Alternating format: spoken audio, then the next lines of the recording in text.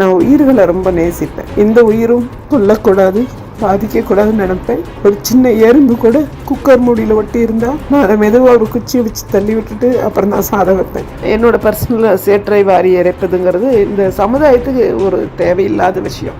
அவங்க இதனால் என்னத்தை தெரிஞ்சுக்க போகிறாங்க? நான் அவ்வளோ பெரிய ஆளும் கிடையாது. ரொம்ப சாதாரண மிடில் கிளாஸ் ஃபேமிலி. என்னை பொறுத்தளவுக்கு நான் அமைதியாக இருக்கேன்றக்காக நான் குற்றவாளி கிடையாது. தவறுகளோ அந்த பெண்ணு மேலே ஒருத்தர் குற்றம் சாட்டினாங்கன்னா 1000 பேர் முன் வந்து அவளை குழி தோண்டி பூமியில் புதைக்கிற வரைக்கும் விடமாட்டாங்க.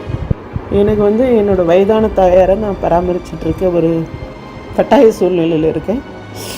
என்னவோ காலேஜில் நான் இன்றைக்கி லீவ் போட்ட மாதிரி ஒரு சில ஊடகங்கள் சொல்கிறாங்க.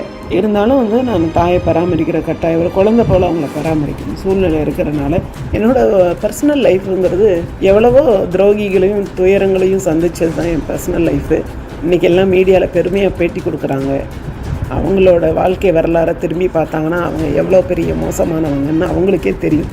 எந்த ஒரு உயரதிகாரியும் எனக்கு தெரியாது, கண்டிப்பாக தெரியாதுன்னா இப்போ உங்களுக்கு எப்படி ஒரு உயரதிகாரி பேரை சொன்னால் அவங்கள பற்றி தெரியுமோ? முதலமைச்சர் ஸ்டாலின் அவர்களையெல்லாம் என்னோட சேர்த்து வச்சு பேசுகிறாங்க. மாண்புமிகு முதலமைச்சர்கிட்ட நான் அந்த மரியாதையான எண்ணங்கள் தான் எனக்கு இருக்கே தவிர எந்த விதமான பர்சனல் எதுவுமே எனக்கு கிடையாது. என்னோட பர்சனல் வாழ்க்கை வரலாறு இந்த சமுதாயத்துக்கு ரொம்ப பெரிய முக்கியம் கிடையாது.